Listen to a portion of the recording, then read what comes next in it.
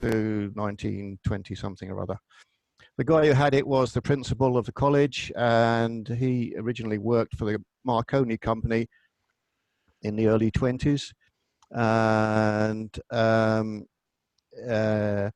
he was going to go, he wanted to be, the Marconi company wanted to send him out to India to sort out one of these beam stations, and he decided, no, it's much better to stay here and start teaching more, so he set up his own business. There you go. Anyway, that's basically it in a nutshell. And I'm fortunate enough to be able to get the call sign. The principal's son took on the college in about 1954, I think it was, and he's still alive. So there we go. There we go. There we go. Okay. Sorry about that, a bit protracted. You're all good, Tony. You're all good. Again, thank you for joining us this evening. So the idea of the Tuesday night lecture series started off that when the pandemic hit and everyone went into lockdown, we would do something on Zoom that on a Tuesday night, gather together and talk about something topical. So we've been running for a few weeks now, and this is what it's turned into there. So tonight, Urban QRM, you spoke at the RSGB lecture or conference, sorry, convention last year, and that's where we sort of got the idea it would maybe be a good topical talk. So for everyone else there, I'm going to share the video, and Tony, obviously, whenever you want to stop, if you want to expand on anything, just give me a shout, and I'll pause that. And we'll have a bit of a Q&A at the end if anyone has any questions around the topic. Is that good enough? Does that sound good, Tony? Yeah, that's great. Just a word of warning, it does get a bit protracted in places, so you might need to ask you to jump a few minutes or something like that. Otherwise, you'll get bored. No problem, no problem. Well, sure, you can keep me informed anyway. But give us a wee second, and we will play the video. Okay, 1 second. Well, Tony, interesting there. I'm guessing you may want to or expand a couple of things there after watching that lecture. So I'll pass it over to you while we unmute folks there, and they may have a few questions for you as well. So go ahead, Tony, over to you. Okay, thank you, Dave. Okay, guys, I'm glad you didn't fall asleep. It wasn't too boring. Just a few points I'd like to raise, if I may. The one, can you come back to the last slide, Dave, that shows the shack wiring diagram? Yep, bear with me 1 second. Yep, bear with me.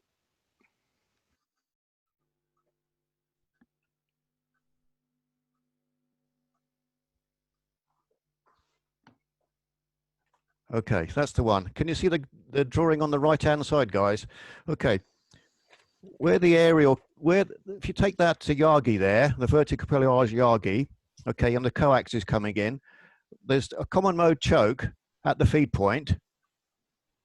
It's all standard stuff.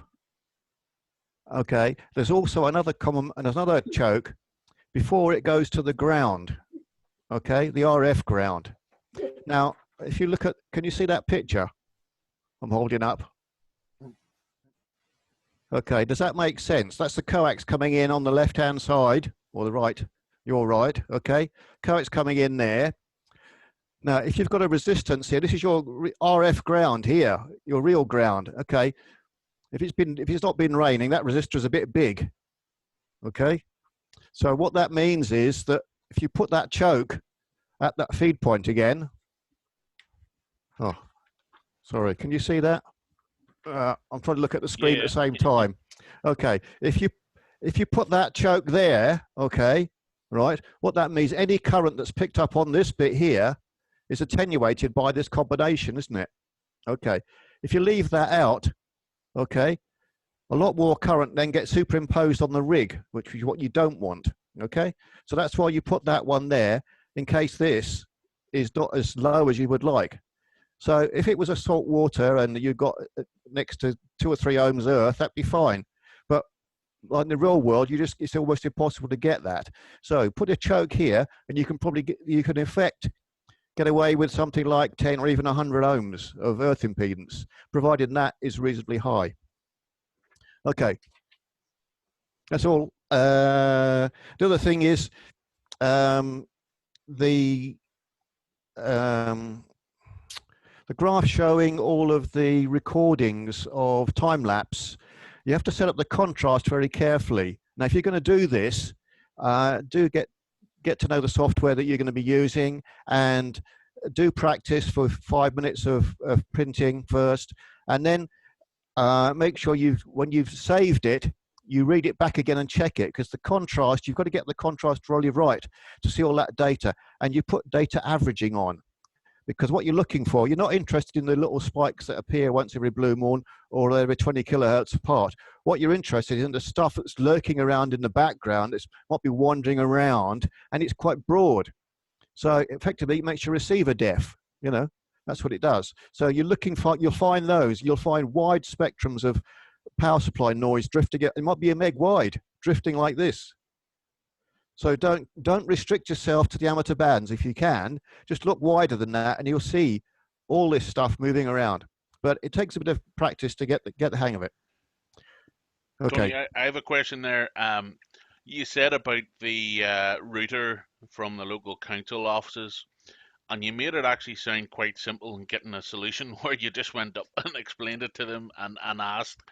Um, I don't know about you, but over here we're a bit of a stubborn lot. You know, if we said, "Excuse me, your router's causing me interference," the automatic answer would be, "No, it's not mine. It's not mine. Definitely not mine." Have you ever found any problems from external sources where it's actually been more difficult to come to a solution than what you made it sound like? Well, yeah, that's a one-off. It doesn't go like that normally. um, I was quite fortunate in that respect, because I had my little handy with me, that little scanner thing, and I could show the noise coming off it, because it was horrible noise. And I said, "Look, this is the signal." And I did say that I did sort of bend the truth a little bit by saying words that I'm trying to bounce signals off the moon and all that stuff, and I can't hear them because I'm getting all this stuff that you're sending out, and it's causing interference to my equipment. And just spent a fortune on it. You know, I haven't got the EME stuff, of course, but anyway. And he seemed quite amiable, you know. And he said, "Well, I've got a dozen or so of these all around this block, this building, around the tea shop and places like that." I said, "Oh, could I just have a quick look?" And he said, "Yeah, sure." You know, he showed me the computer that they use. And of course, the system that they had was all bought in by a outside contractor, so you don't know anything about it. They just push the buttons, you know. And he was quite amiable to swapping the devices around. But now I could still hear it, but it's very much lower than it really was, you know. Because he Very managed to move fortunate, it very fortunate. yeah. But there are other things that pop up. For example, on really hot days, the people with the solar panels, the inverters are running overtime, so they on the bright sunny days they cause a lot of noise here. But that's a bit difficult when you're dealing with homeowners. You know, they tend to get very protective. Yes. Anyone else obviously have any questions there? You feel free to go ahead. If you just introduce yourself, your name and your call sign, just so we know who we're I'm talking to. Frank GI at MOV. I've got fibre into the house here. Is that actually better? Is that Frank? Was it? Yeah, that's right. Oh, okay, sorry. Yeah, Frank. Yes, it is much better. Um, you still may have an issue, but it's unlikely. But you'll still hear. If you haven't got, if your neighbours have got fibre into the house, that's better too. If they've got VDSL, then you'll probably hear that. No, I'm the only one in this apartment that has fibre. I'd like them all to move to it, but well, maybe someday they will. Well, have you got a receiver with an SDR type display? No, I just work on the on 2 meters, just so on 20, because of living in an apartment you can't have aerials up, you see. But I was just interested to know whether the fibre made a difference. I mean, you said it made a difference to your shack there, so I thought it'd be interested to know what difference it makes into an apartment or a house. Well, it gives you the physical separation. I wanted to avoid any loops on the earthing system to the shack. So you reduce the number of cables going into the shack. Obviously, you need mains because you can't work without mains. Yeah. And you need all your aerials coming in. So that means the mains has got to be filtered and all the aerials have got to be choked off, okay, to avoid those common mode currents coming down. Okay, if you've got a phone line coming in, or if you've got your computer plugged into the phone line in the shack, you brought another cable in, so you've potentially got an earth loop. Yeah. So you're trying to avoid all the earth loops. So I run a media converter from just over there, just in front of me, over to my shack, which is about 10 meters over that way, 15 meters over that way. So the only cable that I've got going into is just the mains cable going into the shack. There's no phone lines, nothing else, apart from the fiber optics. I bought the 2 media converters for eBay for £30, and the cable costs £20. That's very good, because that stuff, when the engineer was installing, he said it was £2 a meter or something. He said, maybe he's trying to frighten me to be careful with it. Now you can buy it a lot cheaper than that nowadays, but it's certainly been a worthwhile investment because that runs at a gig, no problem at all. Yeah. It's very fast. But I think if your neighbours have got VDSL, the chances of you having interference on 2 meters is unlikely. Yeah. You'll probably hear their power supplies though. Yeah. Harmonics of the power supplies and stuff like that. Yes, you can tell their switchboard power supplies because you get a buzz and the frequency drifts around. Yeah, sort of. That's when you get when you're changing channels, you think there's somebody pressing the microphone button, but it's really just background noise that you're picking up. Yeah, well, if you go on AM, then you'll be able to see it much better. So there we are. Thanks very much. That's all right. Is it mainly an HF problem, Tony? Is that where our main mode is going to be suffered with? Well, VDSL is certainly a HF mode at the moment, but when we get this GFAST stuff, and they really do want to squirt 200 megs down a bit of phone cable, I think what John alluded to was the fact that GFAST is coming, whether we like it or not. The current solution for GFAST is to put a modem on the pole, at the top of the pole. So that means every pole in the country, well, I don't know how they're going to do it, but a lot of the poles in the country that your house is connected to will have a modem attached to it. So I'm not quite sure how it's going to work. As to 50 megs and stuff like that, you get a lot of interference at 50 megs from lots of things. Sorry, go ahead, Tony. Oh, okay. Sorry about that. Okay, that's all right. Yeah, you get a lot of interference at 50 megs, but if you've got an SDR, you can see it, and if you can rotate your antenna, you can work out where it's coming from and stuff like that usually. But you've really got to clean up your own end first. Most of the noise comes from within a close proximity, so really do look at your shack first. Oh, and of course your domestic environment, like the central heating boiler, is a classic one nowadays because they're getting quite complicated. TVs are much better than they used to be.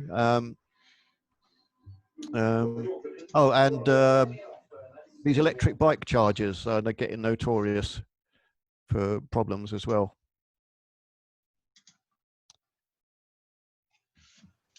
Yeah, absolutely. Have you ever come across, Tony, interference on a loop from a vehicle? There was a 2 meter amateur. I won't mention his name. He's not present this evening, but just in case. And he drove a Vauxhall car that sounded like Pling Plinglia. And when he switched on his ignition, the wiring loop within the vehicle caused some sort of interference on 2 meters, and it was quite loud, and it would be enough to put me off actually looking into those vehicles. So I guess when you say you know, we can get interference from numerous different places, is it a bit like having to go around with your loop and everything else and literally testing everything? Or obviously, when you've sort of been dealing with this for a while now, Tony, if you were to look at a signal in someone's shack and you go, oh, I know exactly what that is just by going or seeing the pattern of the interference, if that makes sense. Yeah, there are various websites that actually do a sound recording and a picture of it, but that's clearly only going to work if that picture corresponds to exactly the same picture that you've got, and the sound is exactly the same as well. But they're all slightly different, really, because they only pick on one particular place. But the thing to do is to turn off your mains first to make sure it's not coming from your property. So if you can operate your rig from batteries, and turn off the big switch and all the lights go out, that's great. And if the interference is gone, hopefully it has gone and it's in your property, that means you're under control and it's easily fixed. But if it doesn't, then you've worked out it's somebody else that's causing the problem. You can find harmonics of QRM, as I mentioned earlier on. So harmonics can go all the way up the spectrum. And you can tune your receiver to one of those, and you can quite easily find out where it's located by using a small handheld Yagi, you know, a 2-meter Yagi or something like that, or even a 77s Yagi if it's really close. Yeah, great stuff. Great stuff. Anyone else have any questions there for Tony? Feel free while he's here to Tony, is or any I-660Z Lisburn here? I have several different earths going down from the shack, about 5 or 6, and they're all wired up to separate pieces of equipment. It was devised to do that, and it works great. But I'll be changing situations soon. You talked in your diagram there, you had all the earths going down through one supply to the earth pins, to the earth spikes. Is it better to keep a separate earth for each item if you can, or does it not make any difference if you link them all together and send them down to Okay. one? Whatever noise is on the live and neutral is on your earth line coming in, guaranteed. Okay. No, I mean on the earth spikes that I have outside, the earth spikes on the ground. Yeah. That's what I'm talking about. Okay, but first thing you've got to do is whatever's coming down the earth spike outside. Okay, your radio. Let's assume your radio's got a 3-pin plug on it. Okay, the big one is the earth, obviously. If you get your DVM, you'll find that earth goes to the chassis of the radio. Okay, the chassis of the radio goes to the outer of the coax. The outer of the coax goes to your ground plane or your earth mount, whatever it is. So you have connected the mains earth to your earth.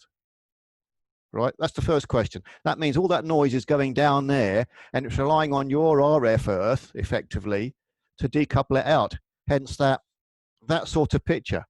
Okay, so just change this for the coax. This coax here for the mains cable, effectively, and obviously don't put an earth on it. But if you put a choke on that earth cable coming in, that's that little black thing on that other slide that I showed, a little choke on there, that would be much more effective at cleaning up the earth, because you can buy mains filters quite cheaply, the 2-pole, which filter out the live and the neutral, but they don't filter out the earth. So you can buy a 3-phase one, not 3-phase, you get a 3-wire one, but they're like hen's teeth nowadays, they're very rare. So get a 2-pole one and get a separate choke you put in series with the earth, and connect your incoming earth to your shack earth via this choke. Okay. Now you've got to remember that's got to be take 16 amps. That's the limit for that. That's got to be take 16 amps, that choke. So that's the only thing you've got to be aware of. If you're not happy with doing that, get an electrician to do it for you. And that should help to reduce the noise coming from your mains being coupled into your own local earth. Does that make sense, John? it does make sense, yes, because when I managed to get my hands on an old inverter for protecting computers, and I changed the batteries in it, and actually use that now to supply the computers and the radio supply to 12 volt covers. Like, Okay. I hope you. It seems to clean it up quite well. Okay. I hope you've grounded the inverter. Have you? Yes, it's on a separate spec as well. It's on a separate spec. There's a lightning strike anywhere. The whole place is going to light up like a Christmas tree from about 6 feet down. The other thing I was going to ask you was, and in the early days when I was building to get my shack built, I went and got chicken wire, and I put it in the inside underneath the frame of the roof, and I earthed that as well. Now I find that helped as a priority cage. Help with the RF come back down through the coax and off the antenna back into the shack. And I know it works because there's a lot of that even the handhelds don't work inside the shack for that reason. But I'm trying to work out, is it better than on the next shack doing the walls, or am I better off just not doing that at all? It's a big investment to do that, isn't it? The roll of chicken wires. Yeah, it's a lot of work to do, though, isn't it? Yeah. Yeah. Well, you've got to remember it's galvanized as well, and you've really got to get some good joins in there. So clean it off and silver solder it, I guess, was the only way to do it, really. Well, do you think it's worth putting around the walls, though, or the next time around, or it's just? I mean, I don't know anybody else has actually done it, and to be honest, because I don't know anybody else has done it, I don't know. I don't know of anybody who's done that. I know it works. I know it definitely works. Yeah. The problem is when you use a manual tuner. If you're using a manual tuner, sometimes it'll use the. Oh, okay. So the tuner's in the shack, is it? The manual tuner's inside the shack. Yeah. Oh, okay. All right. Well, that's one of the things that didn't come across in the video was you really want to get the NEATU type arrangement out of the shack if you can, unless it's just we used to call it a line flattening thing. If it's a 2.5 to 1 or something like that, you can put the ATU on to bring it down. But if it's a proper end-fed antenna, take a bad example, an end-fed antenna with the ATU in the shack, you're really asking for trouble there, because you get the high voltages flying around, all sorts of things happening. Okay, so, Philip, you had a question there. If you want to go ahead there. On to something John said first. John, you said the next shack.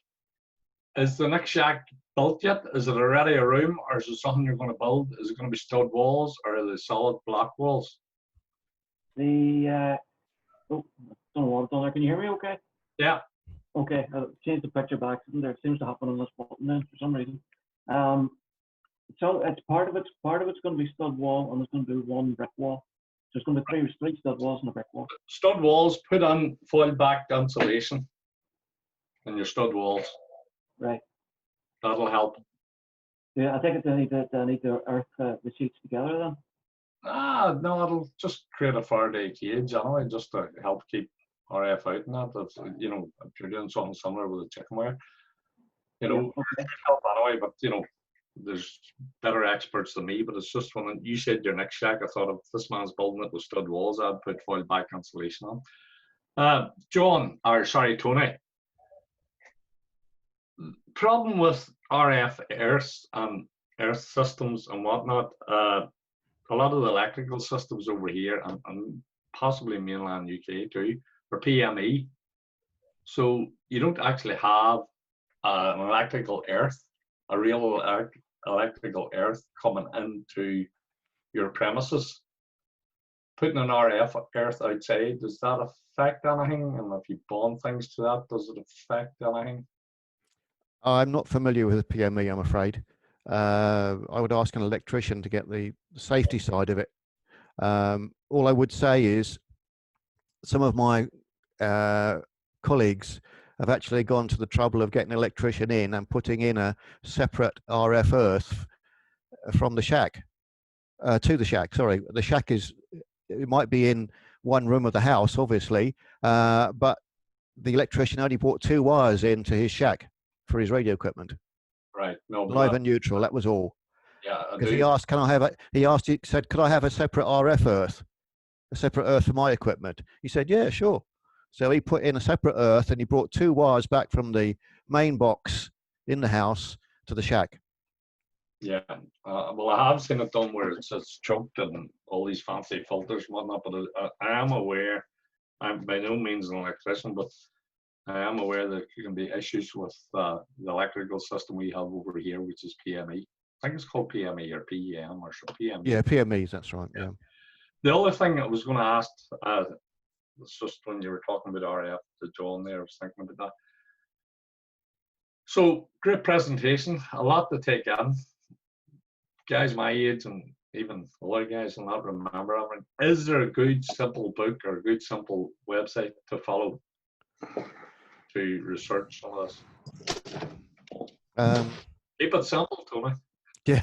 You haven't read a book or anything, no? Yeah, get a good earth. Get the best earth you can. That's basically the basic principle, the best earth you can. And bond everything to it. That's an RF earth you're talking about. Yeah, I've even bonded the router in my shack because it was even though it was a metal box one, Yeah. I found there was a 50 meg sprog coming out of it, and it was coming out on 6 meters. It's only a tiny little 8-way router thing, little blue box. So I ground that to the water pipe, not the water pipe, to the earth pipe in the house, in the shack, along with all sorts of other stuff that I've got. I try not to use switch mode power supplies if I can avoid it. So I've grounded the computer chassis directly to the earth, my RF earth. That made a big difference to all these little oddball noises that pop up, you know. Stick it onto your RF earth. Yeah, and the thing I said earlier to John is to try and isolate your earth from the incoming earth on the mains, because that's got next door neighbour's drill on it, you know. Yeah. So he's drilling away, and there's lots of noise on the earth conductor, and of course, you've got to remember the neutral is earthed at the substation, which in my case is about 100 meters over that way behind me. Right. So there's 100 meters of earth wire from there to me. I don't think that earth is a particularly good one. I think the spec is only about 100 ohms, by the way. It's what it needs to be. You know, it's quite surprising. So if you can isolate your shack and your earth from the mains earth somehow, without breaking the DC or the 50 hertz continuity, you know, for safety reasons, so much the better. Okay, thank you. Look at the SEK website for the all shack earth. I'm not quite sure what he calls it now, but he's got a box. And in there, he's put a mains filter and a couple of ferrite chokes, and he plugs that in the wall, and it goes to a 6-way extension block that he runs all the shack off. George, GI4SJQ, Tony. Hi, George. Philip and Dave and Colin and myself were over at the convention last year, and I think Dave was at your talk. I missed it. But I did catch Ian White, GM3SEK's talk, and you know except for the fact that the slides are slightly different, you know the content is similar, and I know Ian concentrated on specifically the mains filtering, whereas you're looking at all the broadband stuff as well that's happening. But the two of them go really well hand in hand to cover interference within your shack. You were mentioning there about using the fiber optic connection from your broadband box into the shack and then distributing your network connection in the shack. I remember Ian talking about using Wi-Fi to the PC because the Ethernet connection back was creating an earth loop when he put his filter in place. Ian's website is gm3sek.com, and he had his slides up there, including the design for the mains filter, which I have built, and it works extremely well. My only problem is I've got 8 Ethernet connections coming into the shack here at the moment, so I'm bypassing it on the earth side. But you know, a lot of the stuff that you're talking about, the choke filters on coax coming down up at the antenna and coming where they come into the shack, it's really useful stuff. I know a lot of the clamp-on filters that you can get, people probably are just buying a clamp-on filter and not using it correctly. I've used what I have called in the club before the problem solver, which is a bit of a beast, which is that thing there. Yep. Which recognize those. You're very familiar with. They're not cheap, but they work extremely well, and because there's a nice big hole in them, you can get a lot of cable through them. I had on a couple of monitors in the shack here the very problem you were talking about, where it was just noise drifting up and down the band. Was coming out of the mains cable, and a couple of these on the mains cables with as many turns as I could get through it, cleaned it up completely. Yeah, that's good.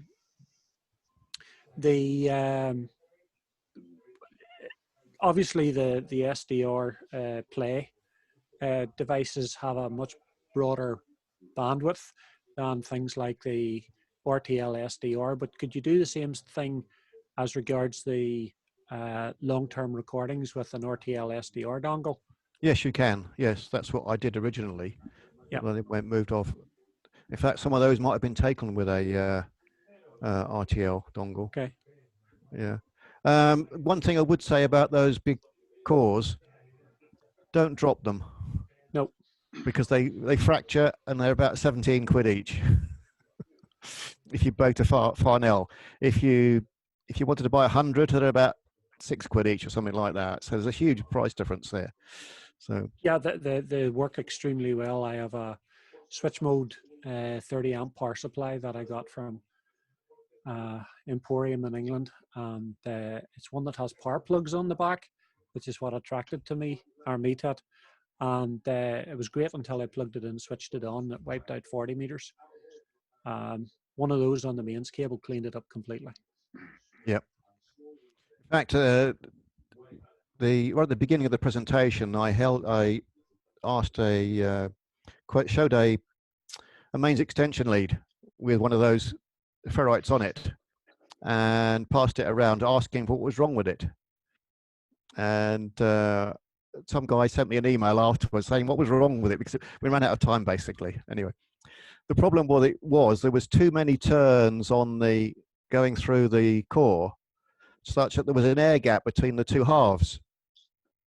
As a result of that, the core was not complete. So it has to be a circular ferrite ring so it for it wasn't to work closing properly then. So lots of people, because everybody says, well, you put as many turns as you can on, that's usually sufficient. So they stuff these turns in and they close it. Now, of course, when you make a ferrite core, there's a lot of tolerance on the sizes, because the mixture is such that it can be that size or that size, depending on the mixture. But if when they make the cores, the cases, the plastic bits that close, okay, they make those to a very high precision. So if you get your core out now, George, and you look at it and you take the half out, you'll see there's some things that take up the tension, which try and force the two halves together.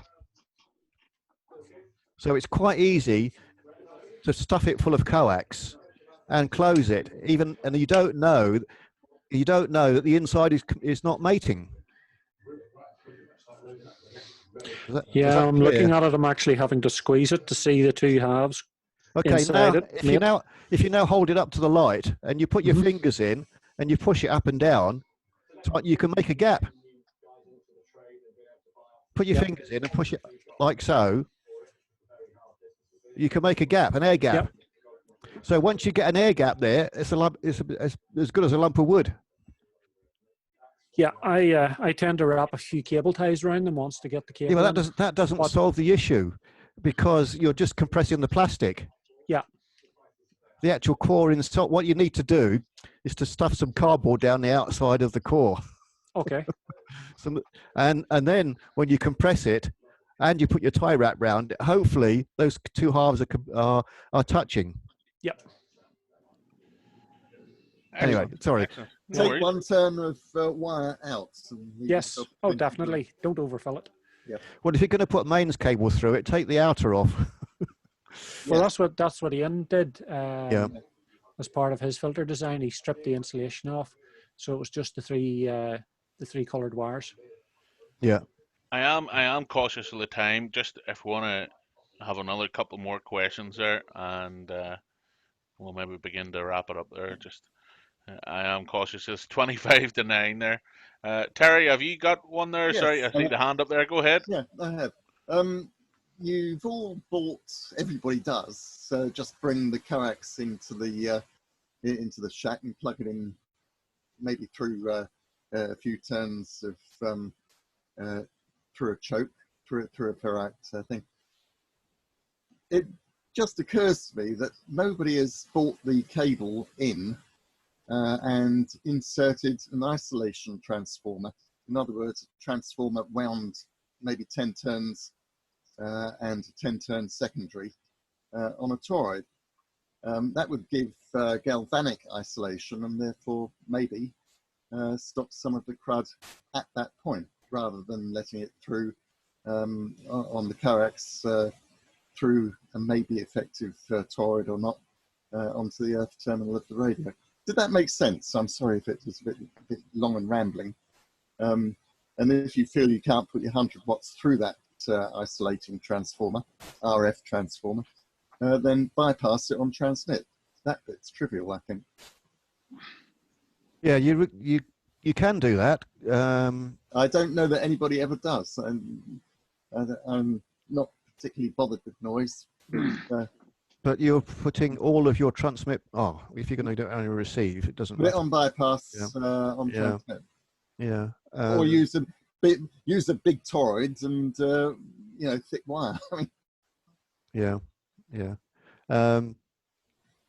People have put mains isolation transformers in to give a separate to remote to distance the Earths yes. from the domestic Earth and the RF Earth as well, and that does seem to offer a way forward for a lot of people when the mains is heavily polluted. Yeah. I used to put balloons on my antennas, which are effectively those just transformers to get the impedance matching right. But I went away from that because it was just horrible having all these chokes up in the air on all the antennas and stuff like that, and birds kept crapping all over the bloody things as well, which just didn't help. Anyway, Thank you. but the weather got to it and all sorts of stuff. So, but the choke I still use open frame chokes up there now, but they weren't voltage chokes, voltage balance as opposed to current balance.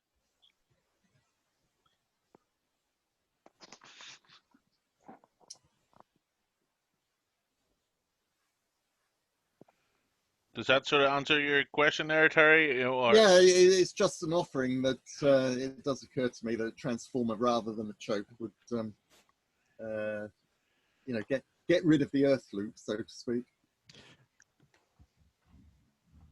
Could I squeeze one more question in?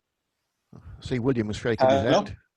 Oh, sorry, John. Just give us a wee second there. Oh, Des. Des, you had the hand up there. If you Yeah, want to go yeah. ahead there, Des. I realised I had the video off. With Philip's question about PME. PME is basically where they connect the earth to the neutral at the cabinet or at your meter, at the meter board. So the only difficulty with it is they must make sure that they crimp all the neutrals, because if you had a broken neutral, you would have it live all over the place. The thing about isolating the shack and only bringing 2 wires in, the advantage of the PME or PMB is that you have a very low earth resistance. It can be as low as 3.5 ohms. In fact, it has to be. We would test it with earth root impedance meters. If you do it separately, you would need to ensure for safety that you put on RCDs, because your spike is only about a couple of hundred ohms, and you know, if you get a fault to earth, it wouldn't take it out. So if your shack would need to have RCDs, the residual current devices. That's just my tuppence worth. Well, Des, you've been at this game for a long, long time, electrical. Yeah. That question I had earlier about PME, isn't there something about PME where you can't have separate earth or something like that, or the air spawn or the live neutrals bonded or something? Or? Yeah, that's the point. That's the point I was making.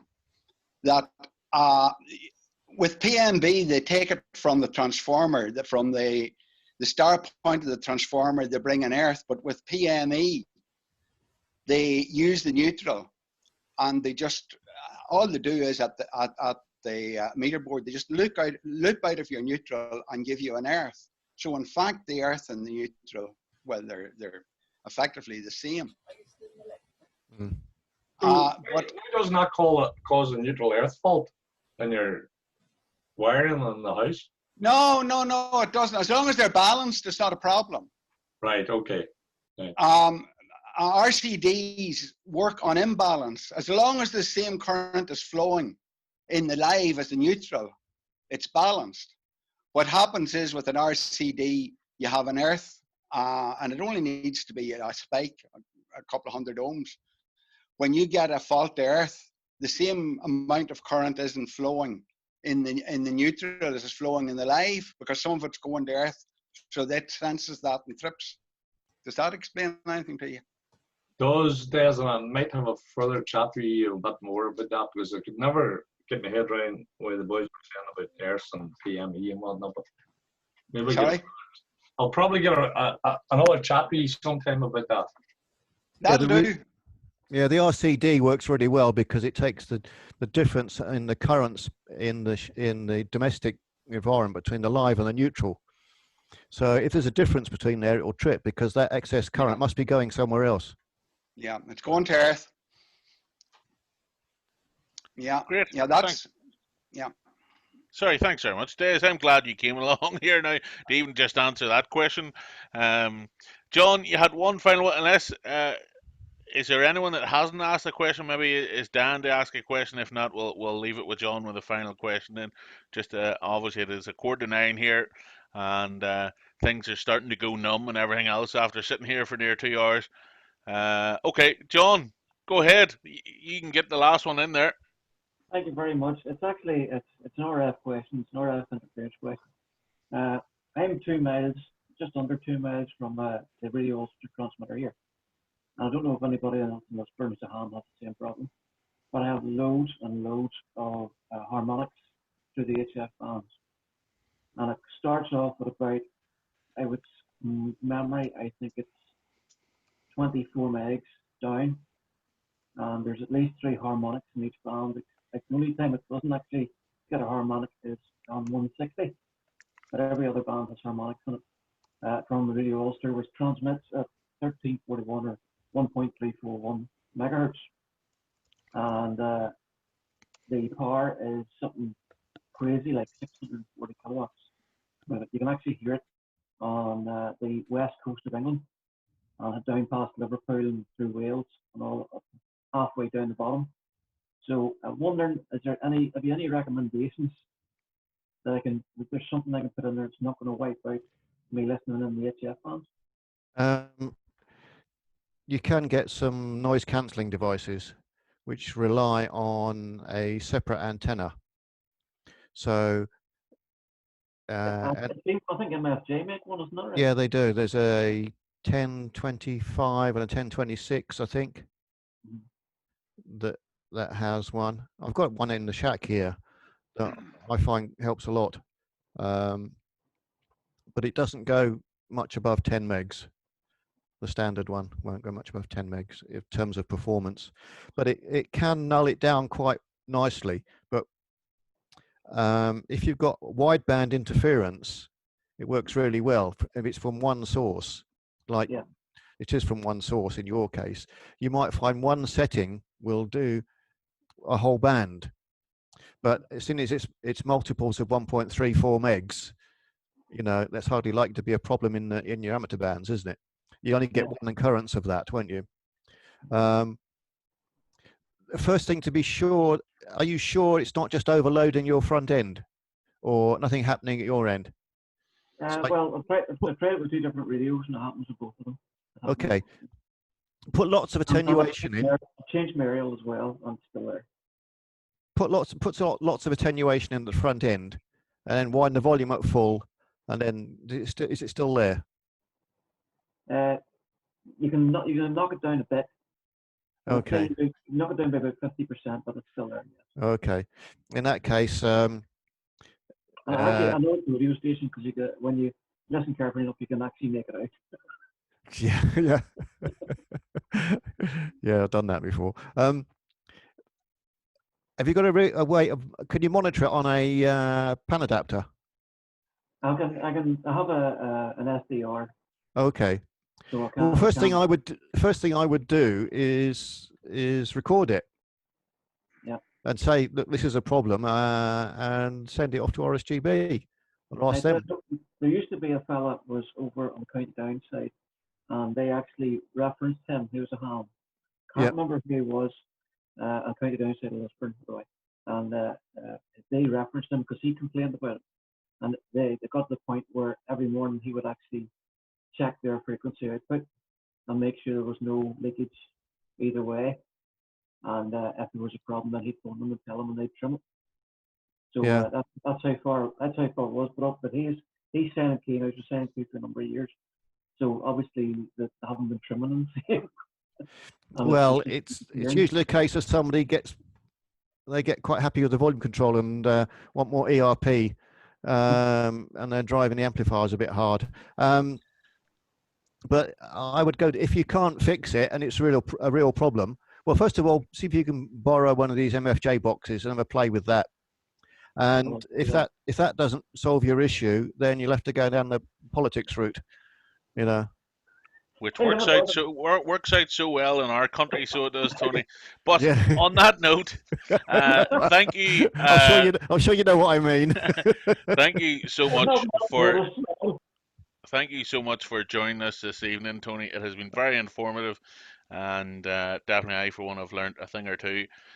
Again, thank you for everyone else for joining us. Sorry, Tony, go ahead. I nearly cut you off there. Thank you very much for choosing the video, and don't forget. I see you've got John's